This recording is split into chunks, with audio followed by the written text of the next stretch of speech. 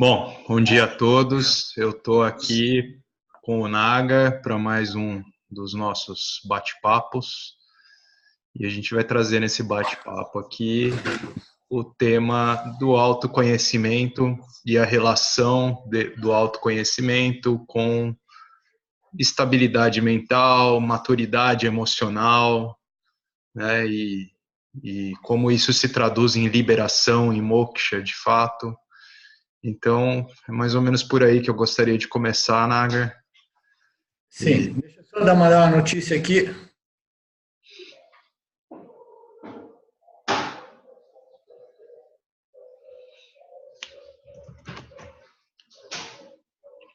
Senão o meu telefone vai ficar fazendo tlim, tlim, tlim, tlim. Deixa eu deixar o meu silenciado aqui também, bem lembrado. Porque ultimamente, à medida que o nosso grupo está crescendo, o meu telefone faz muito tlim, tlim, tlim, para o WhatsApp, Messenger e e-mails, né? Então, o que você dizia mesmo, Fábio? A gente tinha conversado um pouco antes, né, da pauta que a gente abordaria nesse vídeo e ficou isso, né, desse ponto a respeito da relação entre maturidade emocional, estabilidade mental, força mental e o autoconhecimento. Porque é o que me parece, né, Nagar? Então, isso vem como qualificações fundamentais para que o autoconhecimento aconteça, mas o autoconhecimento também não resolve remanescências que existem, que condicionam, né, o intelecto, o discernimento do intelecto e, portanto, o ego. Então era por aí, né? Há uma relação entre o Yana e a compreensão de Dharma e Karma que é importante também a gente trabalhar com isso, né? Sim, sim, Fábio, é uma colocação interessante, boa, porque as qualificações, elas são necessárias, né? Como a gente sabe, elas são compulsórias, o indivíduo precisa desenvolver, cultivar, desenvolver certas qualidades mentais, emocionais, e entre essas qualidades mentais e emocionais existe já mais uma estabilidade, uma equanimidade, uma, uma, uma força, né? Um equilíbrio mental emocional, uma purificação no modo de receber, né? As nossas parábolas, principalmente, né? Quando os parábolas são adversos e etc. Então, para que o indivíduo ele seja qualificado ao moksha, né, para o autoconhecimento e moksha, que o autoconhecimento é simplesmente uma estação intermediária dentro do nosso trajeto, da nossa viagem. A viagem é uma viagem sem percurso, né, como a gente diz no Vedanta, is the pathless path, um caminho sem percurso. Então, essa viagem sem percurso, uma viagem através da compreensão, ela vai produzindo, vai desenvolvendo, né, na medida que a gente vai fazendo o nosso Shravana e Manana, ele vai desenvolvendo, e o nosso Karma Yoga, naturalmente, vai desenvolvendo algumas dessas qualificações. Algumas pessoas chegam no Vedanta já muito bem qualificadas, e outras muito carentes ainda de qualificações, né? Mas não significa dizer que a pessoa não possa ou deva chegar ao Vedanta, porque o simples fato desse encontro ocorrido não é casual, entendeu? A pessoa só chega no Vedanta, né? Se ela tiver realmente o karma dela alinhado com o Vedanta, entendeu? Requer muitos méritos, requer muitas condições, né? De modo a que o Vedanta apareça em nossas vidas, né? Então, tudo isso são qualificações necessárias para o sucesso nessa investigação e, naturalmente, o sucesso nessa investigação irá produzir o autoconhecimento, que é, né, em outras palavras, uma aceleração do desenvolvimento dessas mesmas qualificações, né? diz, por exemplo, se entre as qualificações tem a capacidade, uma faculdade de discernimento, discriminação e de foco, e a capacidade de dispassion, né, de equanimidade, de desapego, de positiva indiferença em relação ao que a vida te apresenta, né, a gente diz que dispassion e discrimination, né, são qualificações fundamentais. É igualmente importante de dizer que após o autoconhecimento, o desenvolvimento de dispassion and discrimination, entendeu? Continua sendo um dos projetos do Mumukshu, entendeu? Porque o Mumukshu é aquele que quer a total freedom, total liberação do samsara e da problemática posição como samsara, né? Como indivíduo vivendo no campo e colocando a sua felicidade e satisfação dependente às circunstâncias do campo. Essa é uma posição extremamente difícil e vulnerável, né, do samsara. Então, o objetivo do Mumukshu é satisfação completa, satisfação total, né? Freedom. Então, qualquer tipo de dependência em samsara, né? Uhum. Após o autoconhecimento, né, existem algumas passagens nas nossas escrituras do Gita, Sim. que Krishna diz que there is no purifier, there is no preparador da mente, desenvolvedor da mente, ou refinador da mente, there is no purifier as self-inquiry or self-knowledge. Sim. Por quê? Porque quando nós trabalhamos nesse de inquirição, se diz, né? Autoinvestigação. E o que você estava dizendo é que não há um purificador tão poderoso quanto o autoconhecimento. Né? O autoconhecimento, a autoinvestigação, a intuição, que parece ser a tradução mais próxima ou mais literal para self-inquiry. Né? Uhum. Nesse processo de self-inquiry, de self-investigação, ou de constante, né, aplicação, o estudo e contemplação sobre o autoconhecimento, né, o que é a minha natureza real. Então, esse trabalho constante, né, intelectual, contemplativo, de estudo, ele é o melhor, é o purificador, é a sadhana que produz o máximo possível de desenvolvimento de todas as qualificações, porque essas qualificações necessárias antes da auto-reconhecimento, da auto-realização, elas permanecem como qualificações ainda a serem desenvolvidas, further developed, né? Desenvolvidas ainda mais, entendeu? Então, essa força essa capacidade, né? Essa força mental e intelectual de lidar com as dificuldades da vida sem perder a sua convicção, a sua certeza de conhecimento, que mantém você absolutamente imóvel, não imóvel no sentido paralisado, imune, entendeu?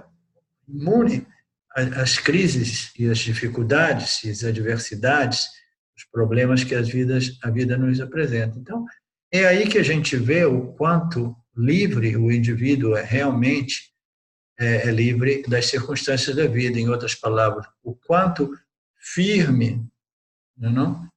Claro e sempre presente esse autoconhecimento uma certeza, uma convicção total, de tal modo que nem mesmo, né, as crises mais agudas, como o caso de doenças terminais, ela vai abalar o shanti daquela mente, entendeu? A paz, a tranquilidade, o foco, entendeu? Porque a mente, ela desenvolveu essa força mental e emocional de receber os impactos do campo, entendeu? A partir daquela plataforma firme de que Aham Brahmasmi e nada pode me tocar, né? Então, esse é o ponto. Isso Fábio, o que significa moksha, né? Moksha, recentemente eu postei de novo aquele mesmo artigo, né? Aquele mesmo carta que o Ramji escreveu em referência ao acontecimento, uma ocorrência ali na Sampradaya nos últimos anos. E ele, de novo, ele nos lembrava, né, que o Vedanta, uma coisa que eu costumava dizer já há diversos anos, eu digo para as pessoas, não sei se as pessoas gostam de ouvir isso, a maioria não gosta, diz assim, quando você chega no Vedanta, você deve saber que é um projeto de vida ou de vidas. Se você quer uma solução instantânea, entendeu? Você tem que ir para os Neo-Advaitas e você tem que ir fazer parte daquelas sangas do caminho direto, etc., que fazem essas falsas promessas que são extremamente atraentes, mas eles nunca deliver what they promise, entendeu? Elas jamais vão deliver, como se diz nessa expressão, Fábio? Mas jamais entregam o que prometem, né? Jamais entregam o que prometem, entendeu? Elas vão entregar alguns vislumbres, alguns insights, alguns momentos de clareza, etc., etc. Mas como é uma fração dos ensinamentos, né, que não compreende a totalidade de todos os ensinamentos, a totalidade de todo o Vedanta, que serve o propósito de neutralizar todo e qualquer tipo de ignorância, se a ignorância é referência a Satya ou Nitya, as subordens de Nitya e Satya. Então, se você não tem um corpo de conhecimento completo, você se sente atraído por esses grupos que fazem essas grandes promessas que não podem ser realizadas, entendeu? As pessoas, se elas se iluminam, essa iluminação ou esse reconhecimento eu sou o ser, ele tem pouco valor. Por quê? Eu estava falando com uma outra pessoa ontem, eu falei, se você diz que você já tem o autoconhecimento direto, você tem convicção, certeza, etc., etc. Então, essa convicção de conhecimento, que é tão direto e tão certeiro, né, e tão firme, etc., por que você está ainda sofrendo? Por que você está tendo problemas? Né? Então, esse conhecimento firme e direto, como a pessoa diz, entendeu? Ele tem pouco ou nenhum valor. Porque o valor do conhecimento, do autoconhecimento direto, ele só é realmente um valor na medida que ele imuniza o jiva. Não, mas eu não sou o jiva, eu sou a consciência plena, eu sou livre, eu já sei quem eu sou. Tudo bem, mas a gente vai saber através da observação de como é que o seu jiva se comporta e reage no mundo, entendeu?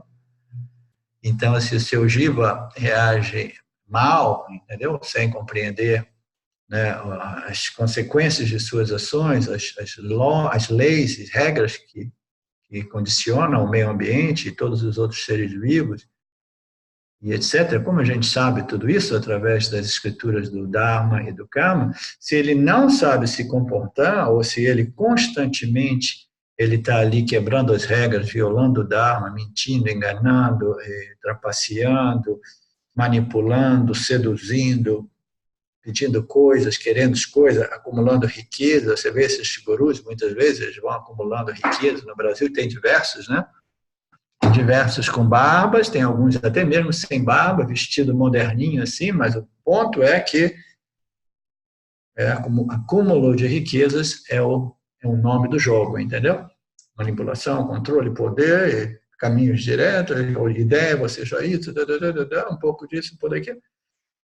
Então, se a gente vê o indivíduo se comportando de modo manipulativo e adármico, nós que somos do Vedanta, nós que temos uma compreensão muito mais ampla, né?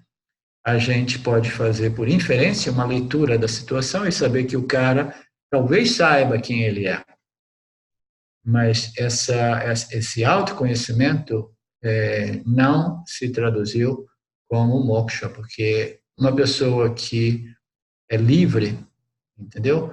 Dessas ignorâncias, né? Esses resquícios de ignorância do ego, que quer o que quer e não quer o que não quer, e que é capaz de controlar, é capaz de desfrutar dessa posição de professor ou de guru e de mestre, como se diz no Brasil. Eu tenho uma alergia a essa palavra mestre no Brasil. Então, de mestre. Então, eles apropriam dessas posições sociais, né, para explorar e manipular os seus devotos, né? Então, a gente vendo isso, a gente sabe, não, o cara está longe de ser livre porque ele está agindo de modo inadequado, ele está agindo de modo adármico, ele está manipulativo, etc, etc. Então, não é um exemplo de uma pessoa livre, né? Então, uma pessoa livre, ela sabe se comportar e esse refinamento da personalidade é inevitável, e ela vai se tornando uma pessoa sempre mais sofisticada nesse sentido, entendeu? Sempre mais precisa, sempre mais justa, sempre mais dármica, sempre dizendo as coisas mais apropriadas, e etc., entendeu? Vacilando menos e menos e menos, regando na maionese, como a gente diz, né, na expressão popular, menos e menos. Vai se tornando uma pessoa mais sábia e mais bonita, né? Sim. Sempre seguindo a sua natureza aparente. Não é que o autoconhecimento, quando ele é convertido em moksha, faz da pessoa um santo. Não. Um santo é um aspecto de personalidade, entendeu? Um santo pode ser uma pessoa liberada. Um santo pode ser uma pessoa autorrealizada e pode ser uma pessoa autorrealizada, porque é um tipo de personalidade, entendeu?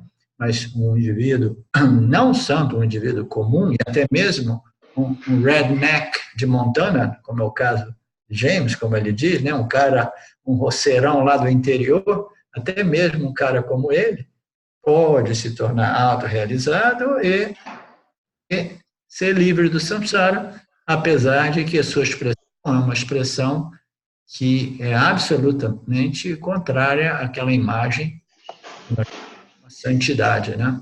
Uhum. Duas coisas distintas, né? Então, Nagar, aí tem algumas coisas que é ótimo de tudo que você falou para trabalhar uma distinção. Ver se está de acordo a minha linha de raciocínio. O autoconhecimento, você falou sobre como a gente recebe as situações e sobre como a gente reage, né? Sim. Então, muitas vezes a maneira como a gente recebe também é muito importante para a gente readequar as nossas condutas. O autoconhecimento, ele permite que eu perceba as coisas pelo que elas são, inclusive quando a minha ação, né, que é condicionada por vasanas adármicas, elas vão causar situações que vão perturbar o entorno. E aí isso gera consequências que atingem a minha individualidade. Então, quem quer defender essa individualidade é o ego. Mas se o autoconhecimento ele é estável, o ego ele pode ser deixado na fogueira, vamos dizer assim, o tempo que for necessário, e enquanto eu aceito as consequências, como o meu prarabdha karma, como você falou, e eu faço então aquilo que pode ser feito, ou seja, se eu prejudico alguém, eu peço desculpas, eu reparo o que pode ser reparado e eu pratico discernimento sobre a minha conduta, que agora ficou revelado, ficou claro, objetivamente consciente, e eu prossigo então atuando em vigilância sobre essa vassana que ficou esclarecida, né?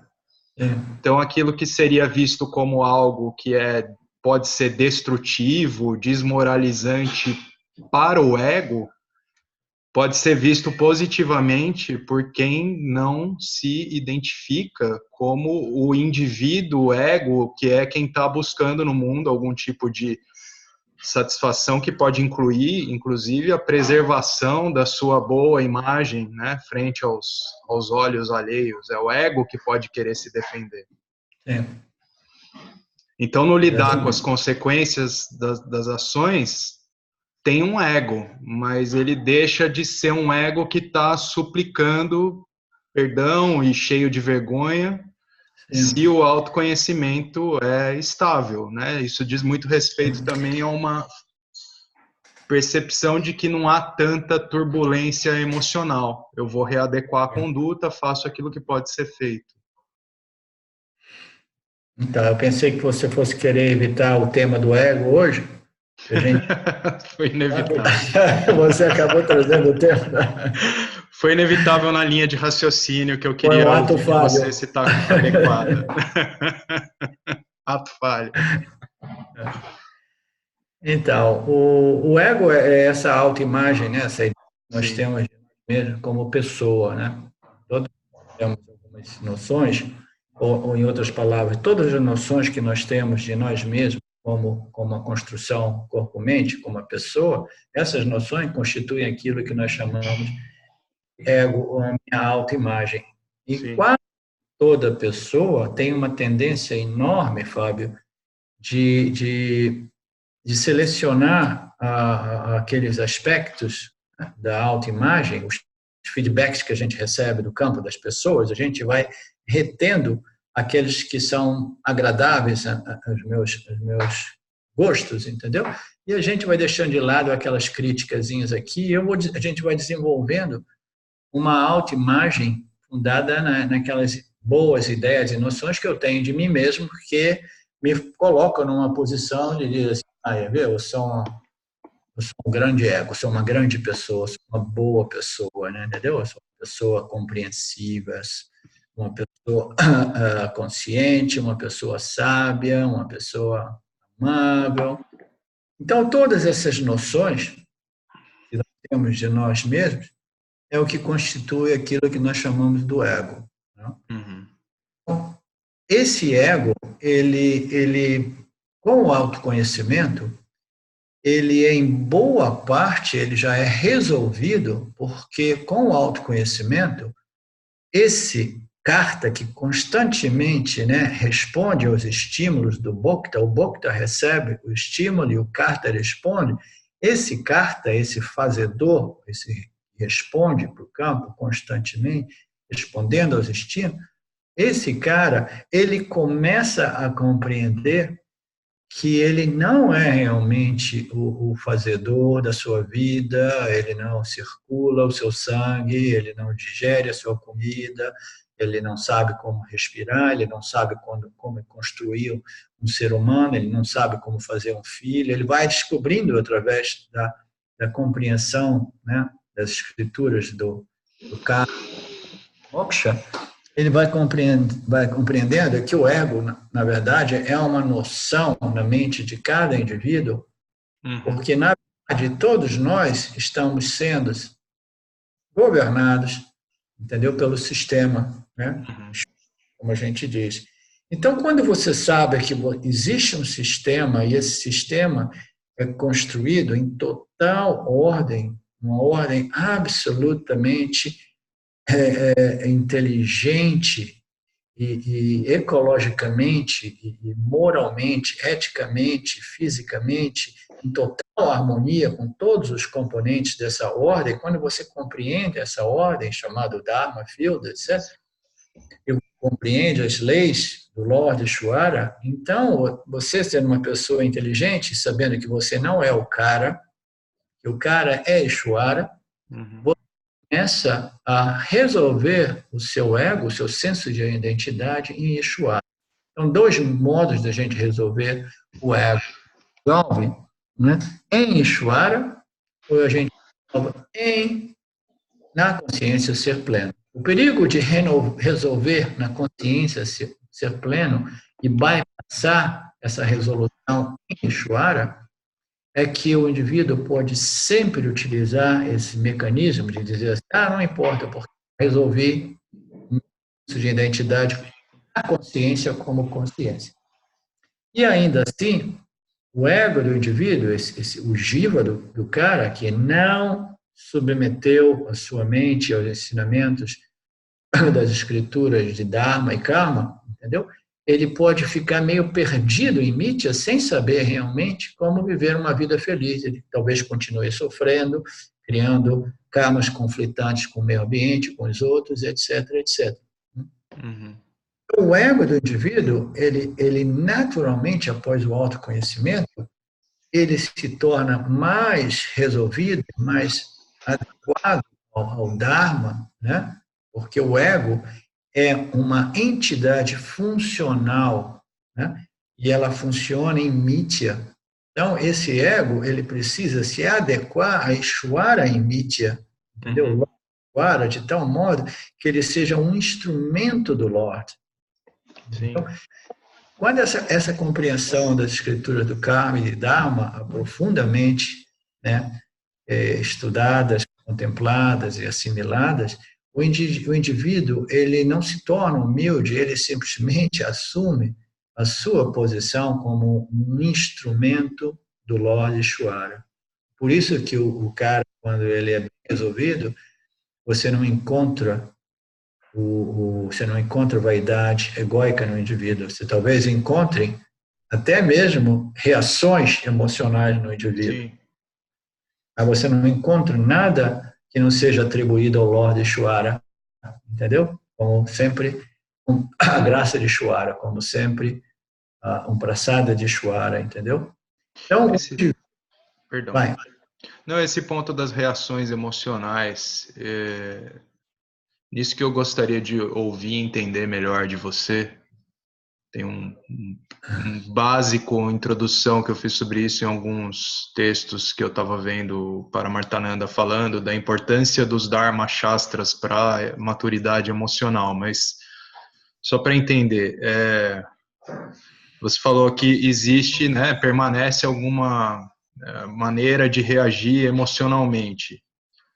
Ao que eu entendo, tem sempre uma linha de base assim que se refere a uma construção desse indivíduo, esse senso de ser o fazedor, que tem uma função para transacionar no mundo, né? Então ele tem os seus temperos, seus temperamentos, né? Essa palavra temperamentos vem dos temperos. Tem uma composição das suas idiosincrasias. Agora, isso, e por si, não é aquilo que constitui um problema para ele, mesmo quando ele se expressa, às vezes, de uma maneira mais emocional, parece aparentemente emocional, assim, com veemência na maneira de se expressar, de agir. É isso que eu queria também... Sim, são duas coisas distintas, né? Quando eu falei mesmo, quando eu coloquei que ele se adequa ao Lorde Ishvara, entendeu? Ele se harmoniza com Ishvara, sabendo que Ishvara é o cara, ele não é o cara, ele é um instrumento de Ishvara, mas isso significa necessariamente que ele desenvolva uma personalidade sã. Ele talvez seja uma personalidade como Nisargadatta, que cospe quando fala gritando, entendeu? Ou como o Ranji, entendeu? E o Ranji pode chegar, ou chegou diversas vezes ao ponto de agir até mesmo inadequadamente e depois pedir desculpa. Você já deve ter ouvido falar isso, que ele, comigo mesmo ele pediu desculpa mais de uma vez, tá? Então, os momentos de lapso, né, de violação de Dharma, até isso, entendeu? É aceitável, é possível. É aceitável, é possível. Mas, em geral, o objetivo de todo o indivíduo é atingir um ponto onde as nossas ações não sejam mais impulsivas, emocionalmente impulsivas, que possam magoar ou machucar os outros seres e os outros jivas humanos, entendeu? Esse é o objetivo de cada um de nós. Tá? Não deve ser uma obsessão, porque se o cara tiver essa obsessão, significa que ele está ainda pensando que santidade é iluminação. A iluminação só é iluminação se o cara for um santo como Ramana Maharaj. Se ele soubesse que Ramana Maharaj também tinha o seu caráter, a sua personalidade, que era chata, que era um pouco irritada de vez em quando não faziam, deixavam cair muito grão de arroz pelo chão, etc. Então, o que eu quis dizer, Fábio, é que esses momentos, né, de reações mais veementes, que muito provavelmente vocês já notaram em mim, eu não tenho nenhum problema de bloquear alguém no Facebook e dizer, ei, se você não está pronto, eu tento fazer isso de modo mais gentil possível, mas para muitas pessoas, algumas pessoas vão dizer, mas se bloquear o cara vai se sentir rejeitado. Assim, qual é o problema? Entendeu? Se eu bloquear, ele vai se sentir rejeitado, mas sabendo que ele não está pronto, sabendo que ele vai acabar atrapalhando o grupo e causando problemas para diversos participantes do grupo através da sua participação, então qual é o dano menor? O dano melhor é bloquear o cara, entendeu? E eu posso até bloquear dizendo, aí, a gente não quer mais aqui. Você sabe como é que eu faço. Aí depois eu digo que vou bloquear, não bloqueio. Eu vou lá e silencio o cara por um pouco. Agora eu estou com uma lista de pessoas que todo final de semana eu tenho que ir lá silenciar. Porque o silenciador do Facebook permite só 7 dias, Fábio.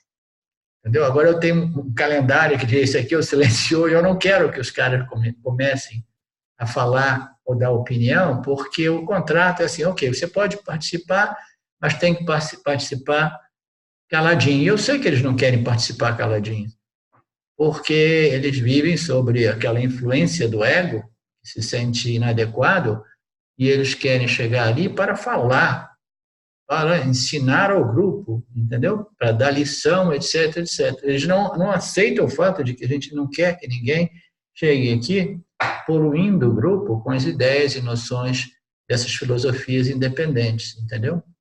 Não tem lugar para isso.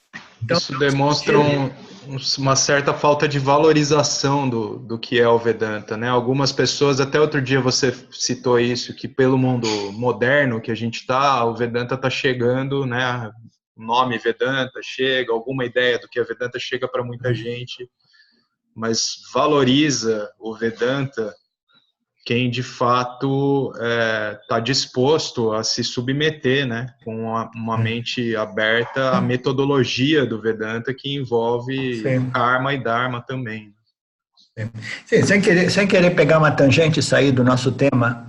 Perdão, eu saí do... Mas esse grupo é um grupo, né, já que a gente entrou nisso, vou fechar esse parágrafo. Esse grupo é um grupo dedicado exclusivamente para a exposição, estudo e contemplação dos ensinamentos do Vedanta. Entendeu? Se alguém chega, eu só aceito as pessoas, eu sou a única pessoa agora que filtro os pedidos de participação, e quase a maioria não preenche o formulário. Mas ainda assim, a grande maioria que preenche o formulário dizendo sim, vou ler todas as instruções, vou ler todos os avisos, etc., eu sei que a maioria não lê. Aí o que ocorre? Logo depois eles começam a fazer postagens absurdas, postagens publicitárias, postagens infantis, entendeu? Aí eu vou lá e eu começo a deletar, e os caras desaparecem, né? Então eu achei um modo mais ou menos fácil de tentar resolver esse problema. E se o cara começa insistentemente a participar com comentários que são inapropriados e não relativos ao nosso grupo, eu silencio os caras. E assim agora resolveu o problema, o cara pode ainda participar, eu não sou mais o bandido da história, porque eu bloqueio e corto as pessoas, eu simplesmente silencio as pessoas. Mas cada um tem o seu caráter, entendeu? Eu tenho um amigo meu que guiava esses websites do Facebook, do Randir, por muito tempo, e ele era muito mole, era muito bonzinho, ele era mais bonzinho do que você, Fábio.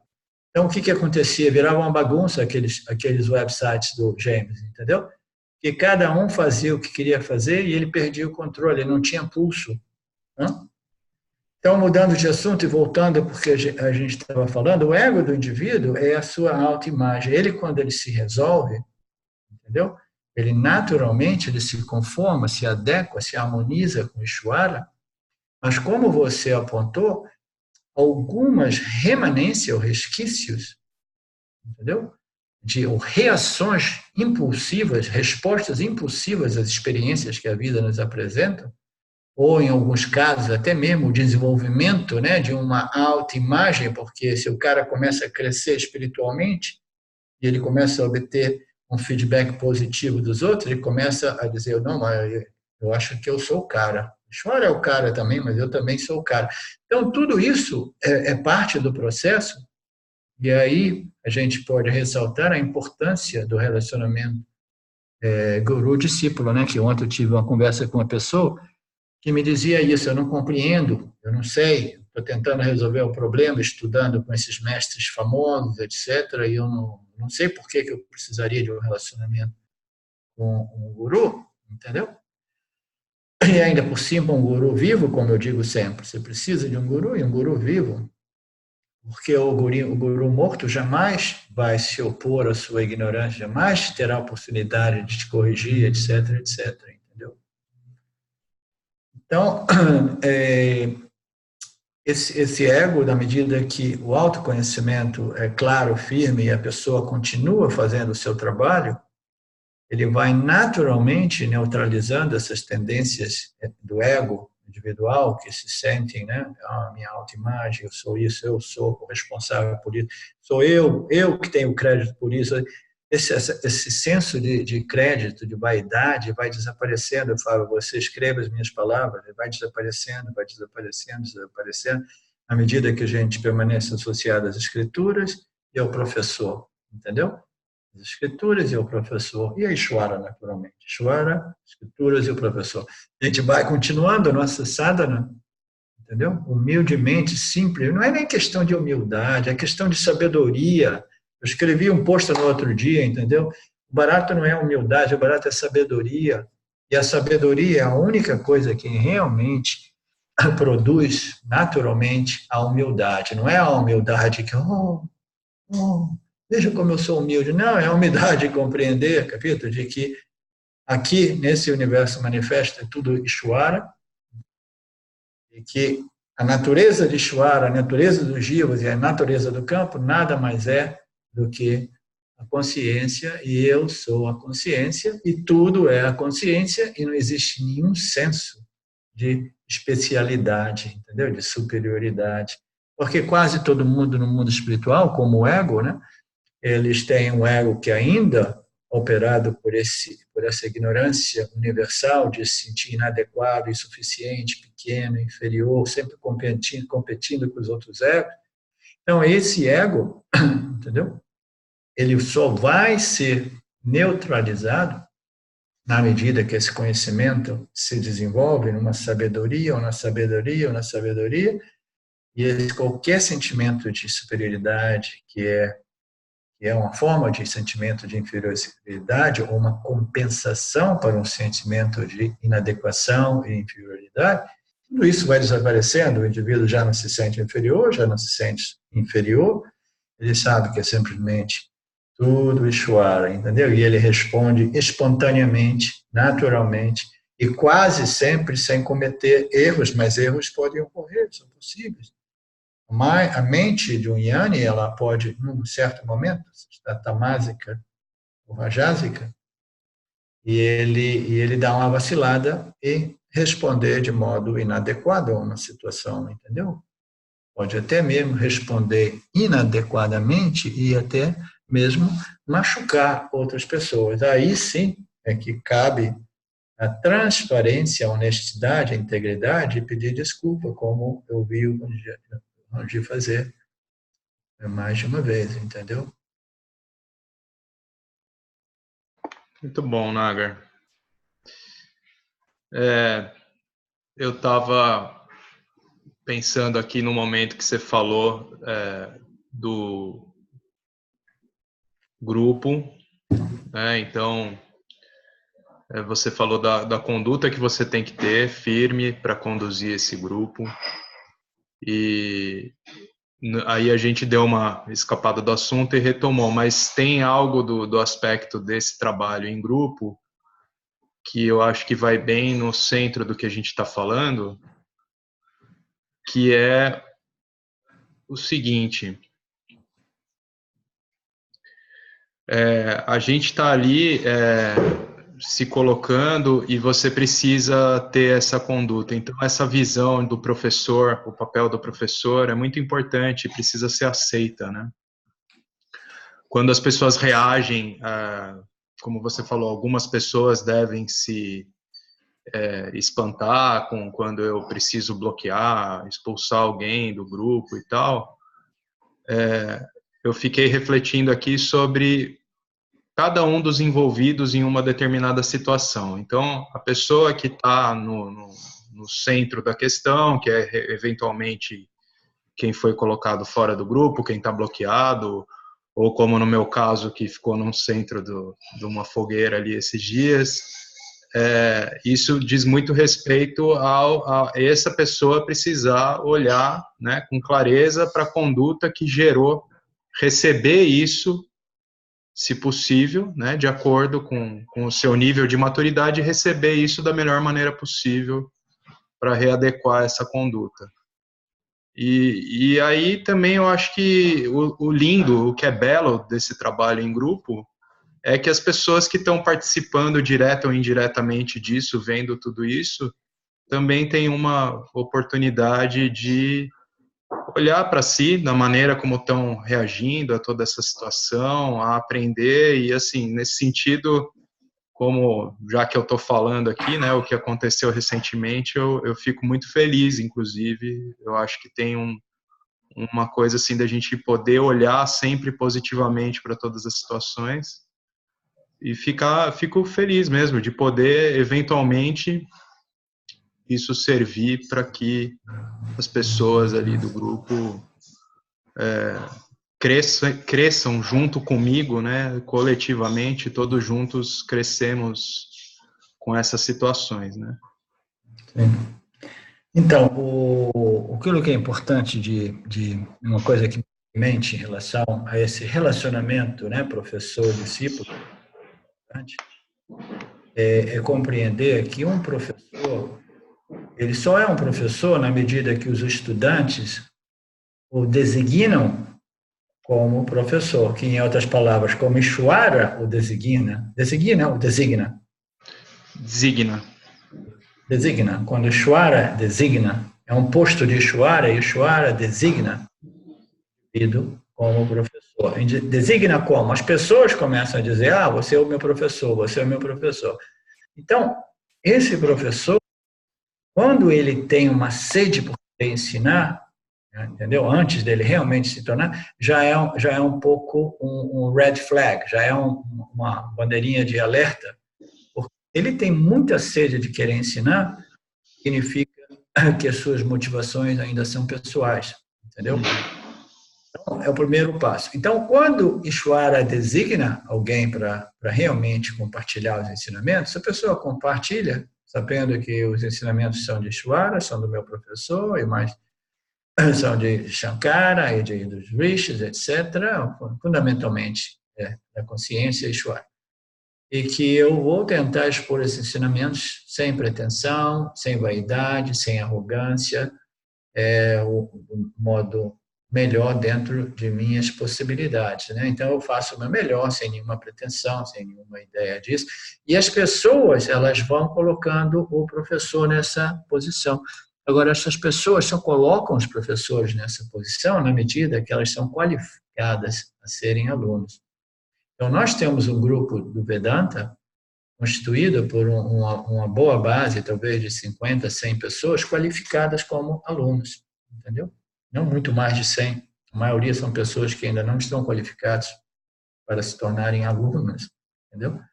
Mas tem uma base de 50, 100 pessoas já qualificadas para serem alunos, e são pessoas que têm, né, em graus diferentes, uma confiança no professor, no sentido que sabe que tudo aquilo que o professor faz e diz não tem nada de pessoal, entendeu? Ele é totalmente impessoal, ele é totalmente objetivo em torno a todas as atividades, cujo único objetivo é servir o Lord Ishwara nessa designação de, ok, agora vamos fazer esse trabalho no Brasil, entendeu? E vamos usar alguns indivíduos para espalhar as palavras das escrituras do Dharma, Karma e Moksha, né? Então, é importante compreender, né, que o professor, ele não existe nada de personalidade. Eu tive uma conversa interessante com meu amigo Stem, né? em inglês, ele é muito próximo de Ramji, etc. E ele estava falando sobre ele, e ultimamente ele escreve satsang, porque Ramji, depois de muita insistência, convenceu ele a aceitar uma posição de professor endossado por Ramji, entendeu? Ele jamais quis isso, ele sempre foi um grande admirador dos meus satsangs escritos, das minhas exposições, né, verbais também, etc. Ele sempre fica dizendo, não, você tem que fazer isso, as pessoas têm que te conhecer. Eu falo, não, cara, eu já tenho trabalho demais no Brasil, chega, né? Então, ele estava falando comigo ontem, falando um pouco sobre os satsangs de algumas pessoas e os seus satsangs que ele começou a escrever, né? Aí ele falou uma coisa interessante, ele falou que nos meus satsangs, ele tem uma consideração muito elevada, ele falou que a coisa que mais transpira para ele é o fato de que não tem nenhum elemento de personalidade, entendeu? É muito objetivo, é simplesmente as escrituras, né, expostas, né, sob medida, né, considerando o questionamento ou a pergunta da pessoa, sem nenhuma pretensão, etc. Então, o professor, quando ele chega nesse nível, entendeu, de pureza de motivos, pureza de intenção, etc. Então, naturalmente, somente então, um grupo pode se formar. O professor é um catalista, por quê? Porque as pessoas admiram e respeitam o professor, entendeu? Porque sabem que o professor, ele não é uma pessoa, mas é simplesmente um transmissor dos ensinamentos, entendeu? E sem nenhum ego individual ou personalidade ou agenda pessoal envolvida, que não seja aquela de fazer o trabalho que Ishvara me designou. Pois é.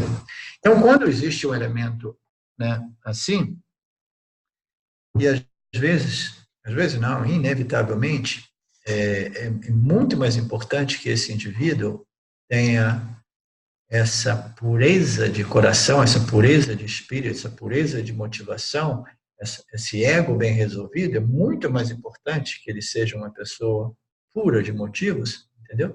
Do que uma pessoa altamente culturada em termos de sânscrito e conhecimentos acadêmicos técnicos do Vedanta. Muitas pessoas chegam no Vedanta e eles pensam que a coisa é estudar as palavras sânscritas e estudar os textos diversos, os textos primários, secundários, o Brahma Sutra, desenvolver tudo isso. Mas isso conta pouco, entendeu?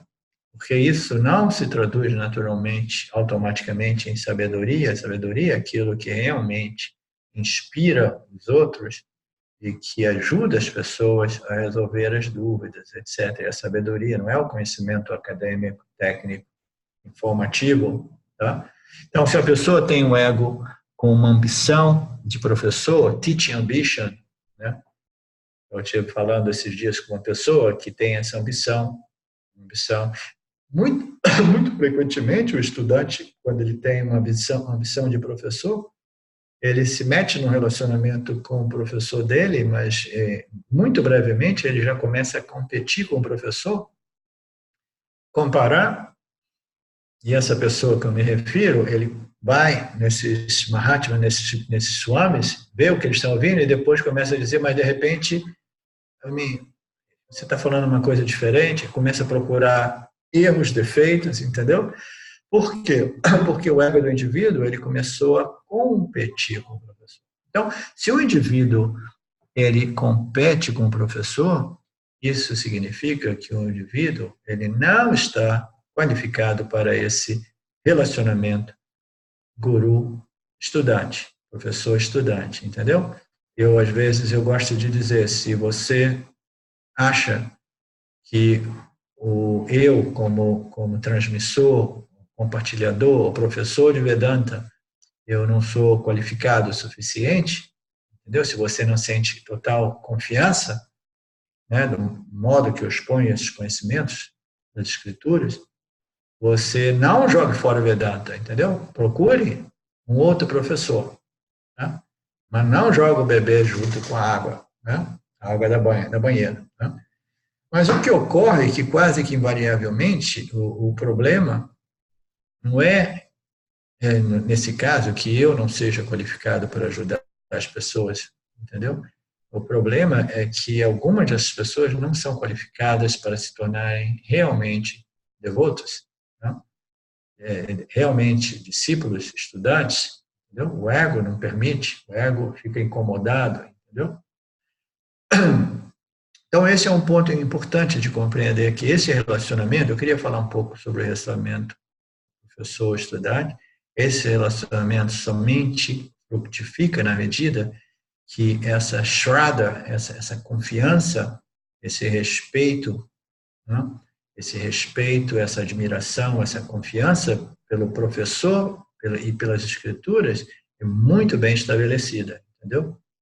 Se não for bem estabelecida, então o aluno ele já não se beneficia muito, entendeu? Se algum benefício talvez obtenha, existe a maioria das pessoas em torno de mim no Vedanta Brasil, elas não têm essa confiança no professor totalmente desenvolvida, entendeu? Tanto é que elas continuam a visitar outros professores aqui, que é totalmente contraproducente, porque elas ficam constantemente se confundindo ainda mais, entendeu? Ou de novo visitando outros professores de Vedantas de linhagens, né, que pertencem à família do Vedanta, mas que são diferentes, mas que causam confusão, entendeu?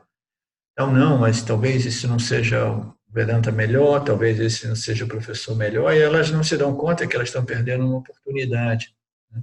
Uma oportunidade de realmente amadurecer e assumir essa posição como estudante. Por exemplo, eu, quando conheci o Ramji, eu me coloquei totalmente na posição de discípulo dele, permaneci assim por mais ou menos 5 anos. Só depois de uns 5 anos, eu comecei a explorar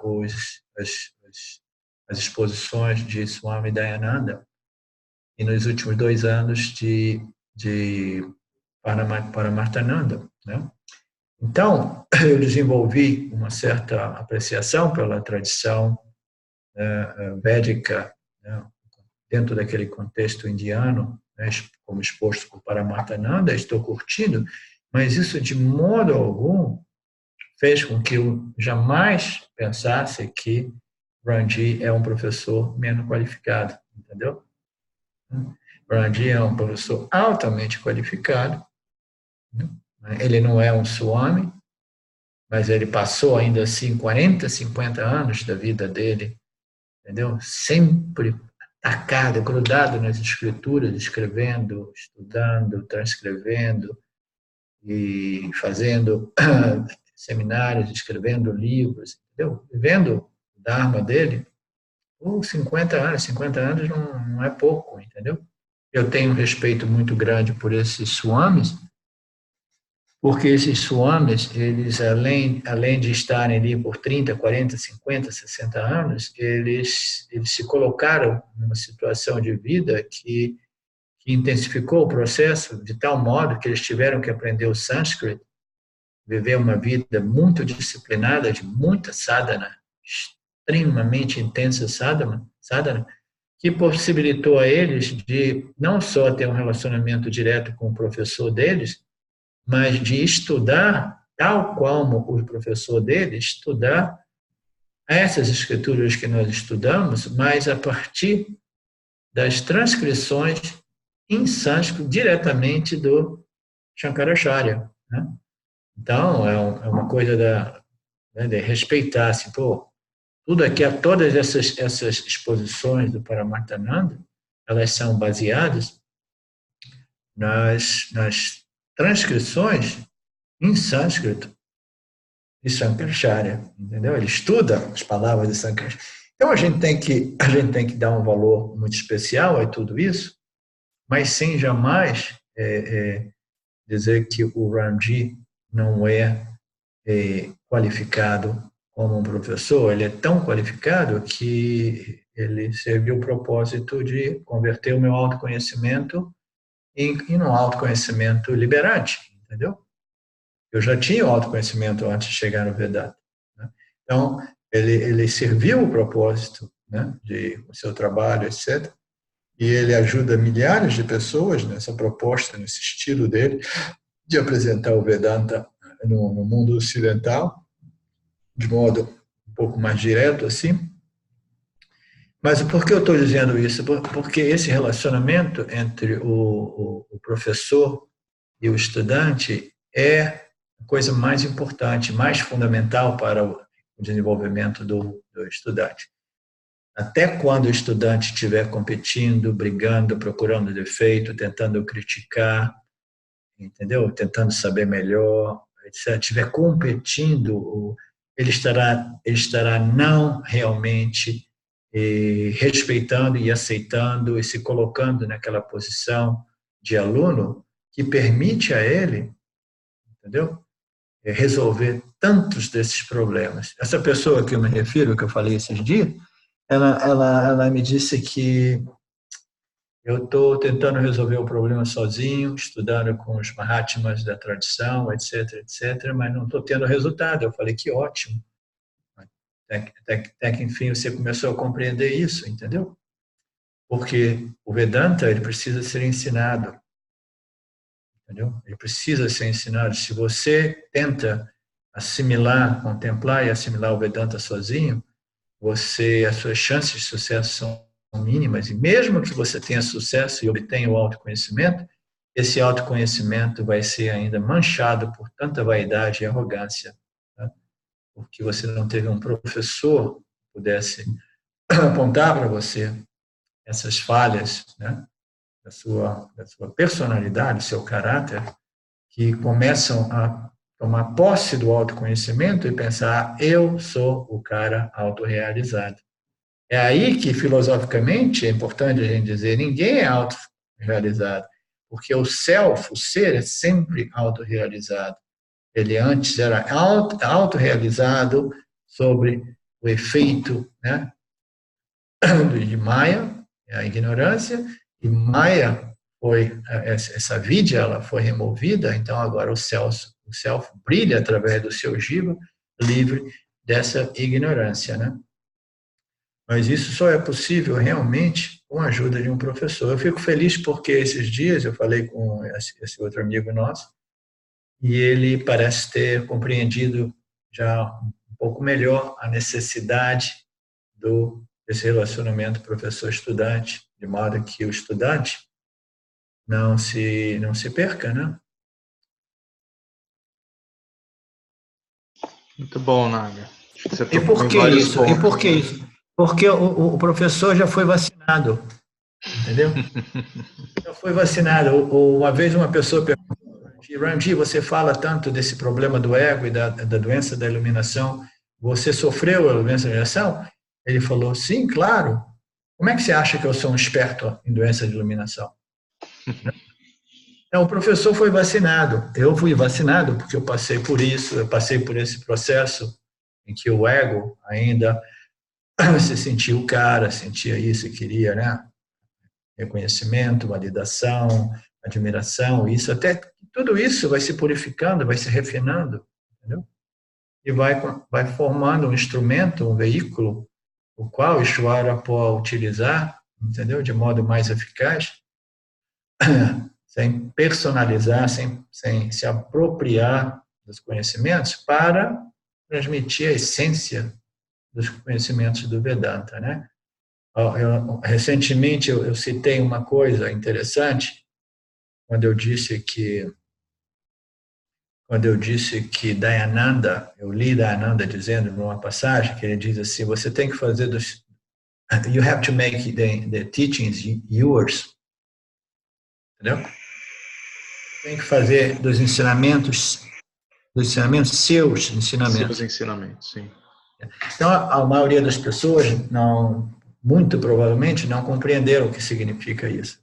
To make the teachings yours significa você estudar, contemplar, ouvir, né? Contemplar, refletir os ensinamentos e até que você os assimile de tal modo que ele é integrado em você e que você possa expô-los na sua própria língua, sem ser um papagaio, entendeu? Você não precisa ser mais um papagaio, porque você expressa nas suas línguas, porque no seu próprio estilo, nas suas próprias características de personalidade, entendeu? Porque você internalizou, processou,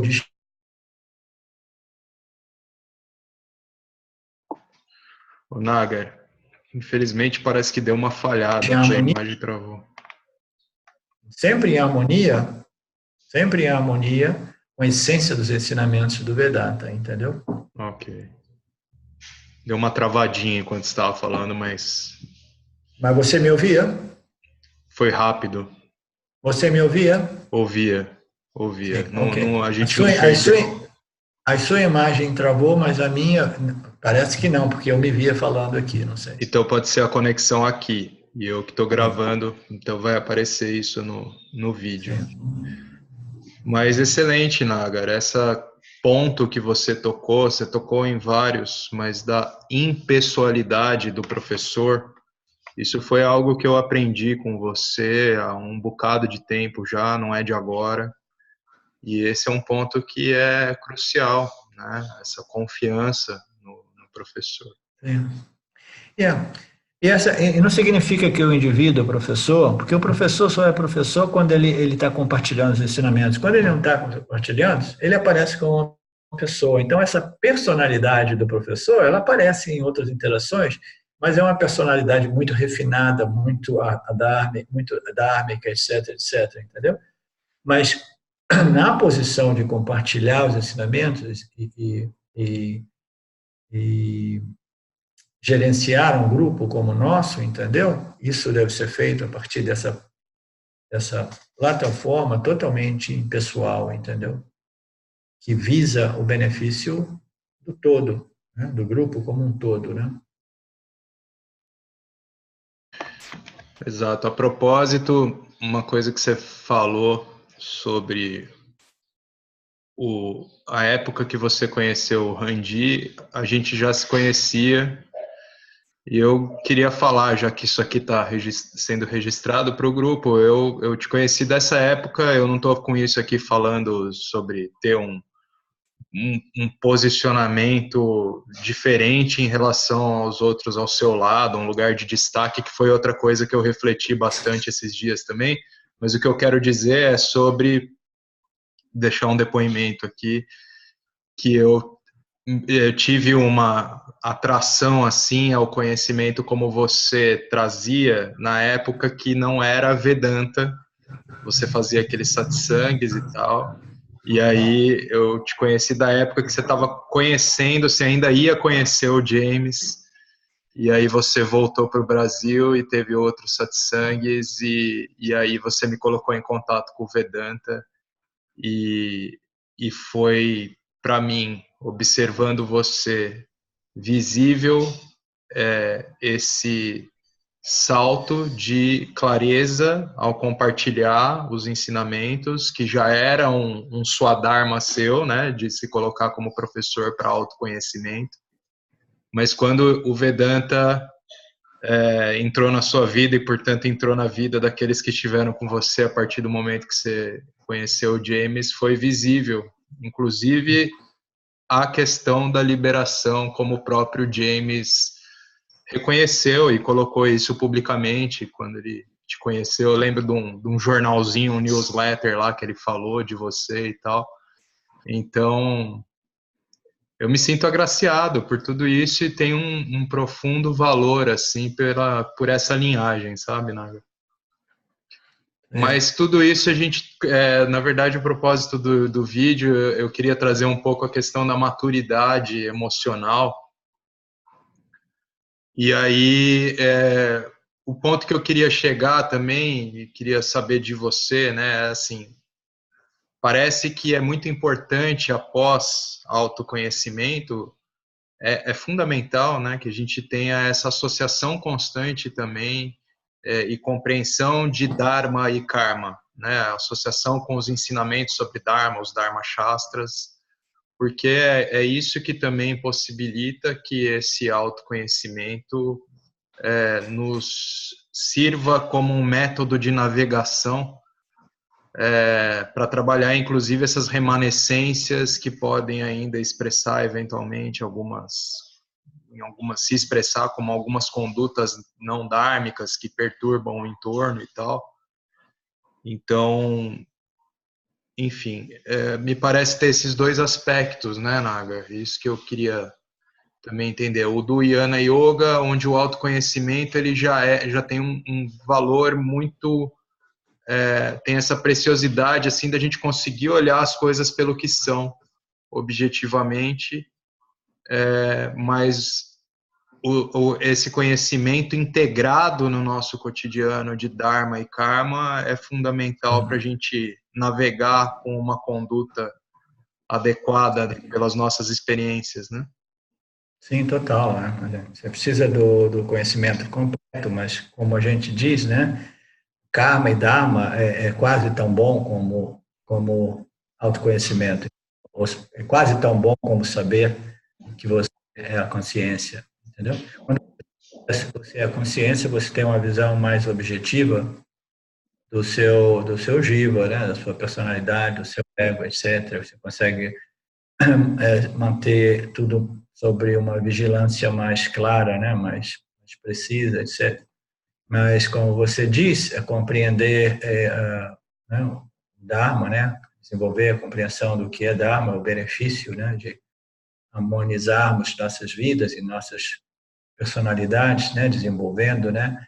Essas virtudes dhármicas que permitem esse refinamento, essa purificação do intelecto, de modo que o intelecto possa não somente reconhecer aquilo que ele é, né, em sua origem, né, em sua natureza essencial, livre, independente, mas reter esse conhecimento, né? Então, você está falando aqui do propósito das escrituras do Karma Dharma, em referência ao Jnana Yoga, né? Mais ou menos aquilo que eu dizia antes, as pessoas, se elas podem obter o autoconhecimento através do caminho direto, mas se elas não fizeram quase nenhum trabalho de assimilação e compreensão, é um conhecimento quase tão importante como o autoconhecimento, entendeu? O Ishvara Knowledge, devia ter conhecimento completo de Mitya, né?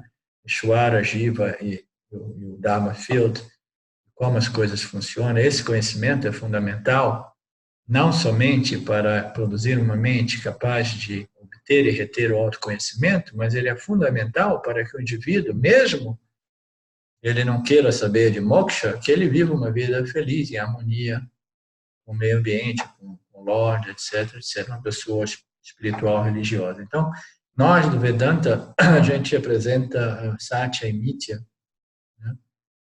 A gente começa por Mithya, muito embora do Bhagavad Gita a gente comece com Satya, comece com Jnana Yoga, mas ele começou com Jnana Yoga simplesmente como modo de mostrar a todos nós a importância de Karma Yoga, entendeu? Lord Krishna começou com Jnana Yoga, né, apresentando a verdade absoluta para Arjuna. A gente pensa que é por acaso. Não, ele fez aquilo como modo de exaltar a importância de Karma e Dharma como preparação da mente para que somente então o Jnana Yoga possa ser compreendido, assimilado e retido, né? Então, é uma ciência completa o Vedanta. E somente nesses termos a gente desenvolve essa força de mental, emocional que você se referia, né? Sim. Nagar, parece que tem assim uma necessidade de uma suficiente integração de karma e dharma, né? Porque como a gente está falando aqui o tempo todo, isso prossegue como essa espécie de depuração das vasanas ainda condicionando o modo de pensar e agir do indivíduo, né?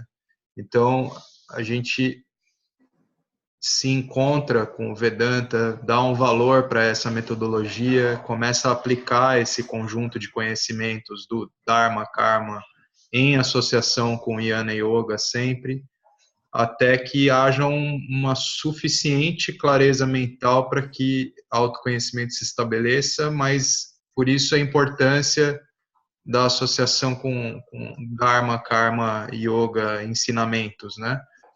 É mais ou menos por aí. Existe em termos de autoconhecimento, como você sempre fala, é firme e imediato, mas naquilo que o Dharma é aquilo que se refere ao campo, onde tudo está em constante modificação e em construção, vamos dizer assim, né? Então a gente precisa. Aí é que entra a questão da constante vigilância também, que você já falou algumas vezes também, né? A importância dessa constante vigilância, ela é em referência a essa integrar o conhecimento de Dharma e Karma no nosso cotidiano, né? Sim, sim.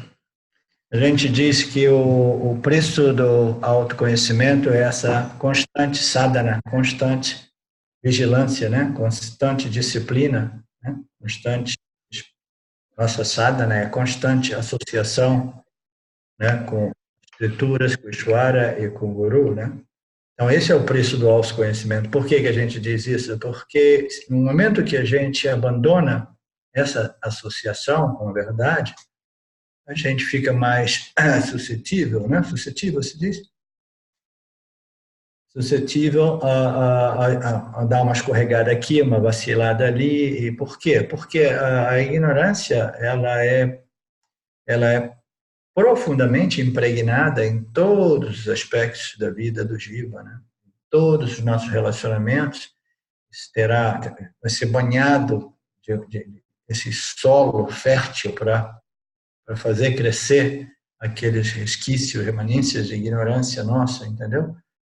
Então, essa constante associação com as escrituras e com o Guru e com o Ishvara é o preço do autoconhecimento. Ah, você quer ser livre? Ah, saiba que tem um preço.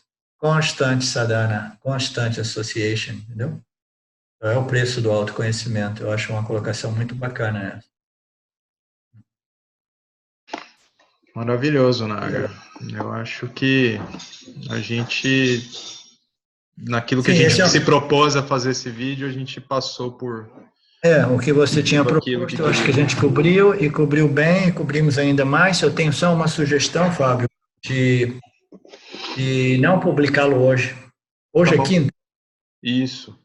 É porque pode distrair, não sei, é uma opinião, talvez não, pode distrair as pessoas de participarem ao encontro, o grupo de estudo com o Alex hoje. A menos que você diga que não. Tem muito espaço ainda, né? Porque é cedo aí. Não, mas tudo bem, a gente pode publicar amanhã, não tem problema nenhum. Eu pensei que agora ali já fosse tarde da noite, mas não, ali ainda é Aqui é meio-dia. meio-dia agora, meio-dia 17 para ser preciso. Não, Eu levaria não. um tempinho para converter o vídeo e publicar, mas pode ser amanhã, pode ser em outro momento. Não, tem tempo suficiente. Agora que eu me dei conta, pode publicar hoje, sim. Então tá bom. Tá? Bom, agradecer quem for assistir esse vídeo. Muito obrigado a todos. Novamente, no tocante ali ao ponto, Naga, peço Não, Fábio. desculpas. Não, Fábio, não começa de novo. Não, Ó. peço desculpas. Aquilo lá foi, né? Foi um equívoco mesmo. E desculpas aos demais envolvidos. Tudo isso foi uma Ok. grande oportunidade para todos, entendeu? Isso é importante. Exato.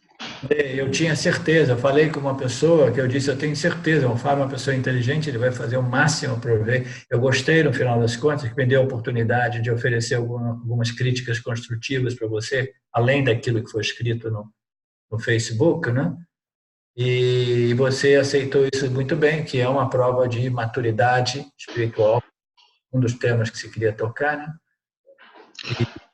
A qualificação como mumukshu, né? Aquele que, através da associação com as escrituras, com a história, com o professor, trabalha para satisfação plena e total, né? Chamada moksha. Obrigado pela conversa que a gente teve, que foi muito boa. Então, tchau, queridos. Abraço a todos. A gente se vê aí no sábado. Ishwara querendo, naturalmente. Tchau, querido Fábio. Tchau, meu amigo. Até mais. Até a próxima.